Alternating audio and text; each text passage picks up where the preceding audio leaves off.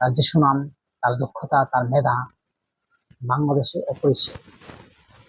এই যে শেখ হাসিনা যাওয়ার পরে বাংলাদেশে নির্বাচনে বাংলাদেশের যে ক্ষমতা গ্রহণ করবে, যে ক্ষমতা নিবে শেখ হাসিনা যাওয়ার পর, এরকম তো একটা লক্ষ্য ছিল না যে ডক্টর মোহাম্মদ ইউনূস ছাড়া, যে রাজনৈতিক দল ছাড়া, ডক্টর মোহাম্মদ ইউনূস ছাড়া এমন কোনো লোক ছিল না যে তারা ক্ষমতা নেবে। তো এই যে ডক্টর মোহাম্মদ ইউনূস, তিনি আগামী দিনে মানুষের যে মনের আশা আকাঙ্ক্ষার প্রতীক, সেটা কিন্তু আমাদের ভাবতে হবে। কারণ ডক্টর মোহাম্মদ ইউনূস তিনি যে কিছুদিন আগে থেকে বারবার বলছেন যে ফেব্রুয়ারিতে নির্বাচন হবে এবং ফেব্রুয়ারি মাসের প্রথমে নির্বাচন হবে, এবং সেটা বিভিন্ন গণমাধ্যম, বিভিন্ন সাক্ষাৎকারে, জাতির উদ্দেশ্যে ভাষণে তিনি একথাই বলেছেন। এবং তিনি বলেছেন জাতিসংঘের ৮০তম অধিবেশনে যোগ দিয়ে তিনি বলেছেন যে ৮০তম এই অধিবেশনে যোগ দিয়েও তিনি, ডক্টর মোহাম্মদ ইউনূস বলেছেন যে আগামীতে নির্বাচন হবে, সেই নির্বাচনে যারা ক্ষমতায় আসবে তাদেরকে ক্ষমতা হস্তান্তর করে দিয়ে ডক্টর মোহাম্মদ চলে যাবেন তার নিজ কর্মস্থলে। আসলেই তিনি যে কথা বলেছেন যে ফেব্রুয়ারিতে নির্বাচন হবে, তার একচুল পরিমাণ বিন্দু তিনি এখনো পর্যন্ত কিছু হেঁটে নাই। তিনি বলেছেন ফেব্রুয়ারির প্রথমে নির্বাচন হবে, সেটাই ফাইনাল। আমরা দেখেছি যে এর আগে অনেক নির্বাচন মানে রাজনৈতিক দলেরা বাহানা করেছে যে নির্বাচন মানবে না, আরো দেরি হবে, অমুক বিভিন্ন কথাই বলেছে। কিন্তু ডক্টর মোহাম্মদ ইউনূস বলেছেন যে পৃথিবীর প্রেস সচিব, ডক্টর মোহাম্মদ ইউনূসের প্রেস সচিব বলেছেন পৃথিবীর কারো শক্তি নাই যে ফেব্রুয়ারি মাসে নির্বাচন ঠেকাবে।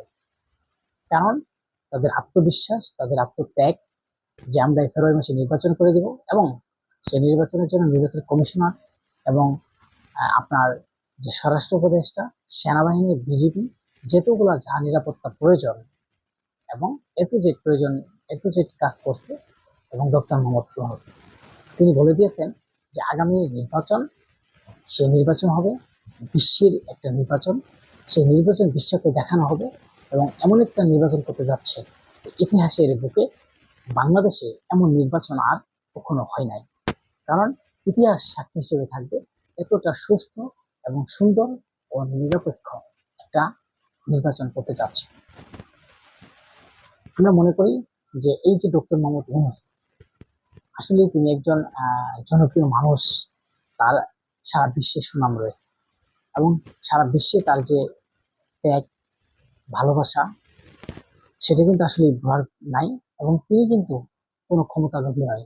তিনি প্রমাণ করে দিতে যাচ্ছেন যে আগামী ফেব্রুয়ারি মাসেই প্রথমে নির্বাচন হবে, এবং কি সেই নির্বাচনটা সমস্ত দলের সেখানে গ্রহণযোগ্যতা পাবে, এবং সারা বিশ্বে সেই নির্বাচন গ্রহণযোগ্যতা পাবে। তবু আপনারা বলতে পারেন যে আওয়ামী লীগ কি তাহলে আওয়ামী লীগ ছাড়া নির্বাচন কিভাবে সুষ্ঠু হয়, এবং আওয়ামী লীগ ছাড়া নির্বাচন সুষ্ঠু কিভাবে হবে, এবং আওয়ামী লীগ যদি না আসে তাহলে কিন্তু নির্বাচন সুষ্ঠু হবে না। তাহলে ডক্টর মোহাম্মদ ইউনূস কিভাবে সুষ্ঠু নির্বাচন করলো? কারণ আওয়ামী লীগ যা করেছে, যে কয়েকটা দল বাদ দিয়ে তারা নির্বাচন করেছে, এখন যদি বর্তমানে নির্বাচন যদি কয়েকটা দল বাদ দেওয়া হয়, তাহলে পার্থক্যটা কি? ডক্টর মোহাম্মদ ইউনূস এবং আওয়ামী লীগের ভিতরে পার্থক্য কি? আসলে কথা হচ্ছে যে গণতন্ত্রের দেশে নির্বাচন আওয়ামী লীগ যদি আসে, এবং নির্বাচনে আওয়ামী লীগ যেহেতু পালিয়ে গেছে, আওয়ামী লীগকে কেউ দেশ থেকে পালিয়ে দেয় না, আওয়ামী লীগ যেহেতু পালিয়ে গেছে, সেটা আসলে নির্বাচনে অংশগ্রহণ করতে পারবে কিনা।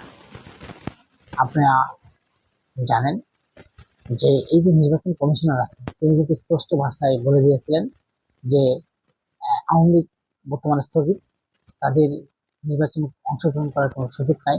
এখন কথা হচ্ছে যে আওয়ামী লীগ যদি নির্বাচনে অংশগ্রহণ করে, তাদের যে হামলা মামলা বিভিন্ন কিছু দেওয়া হয়েছে এবং তারা দেশ থেকে পালিয়ে গেছে, তাদের কে নির্বাচন করবে এবং তারা কি আসবে দলের জন্য?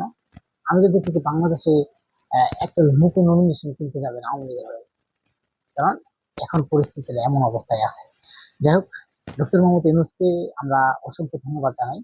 তিনি আসলেই ভাবতে হবে তিনি একজন জনবান্ধব মানুষ, এবং বিশ্বের নাম করা যিনি মানুষ। আসলেই তিনি কাজের সাথে মিল ফেলে গেছেন, এবং কাজের সাথে কাজ যেটা ভাবার সেটাই বলেছেন। এসব পরবর্তীতে আমরা জানাবো।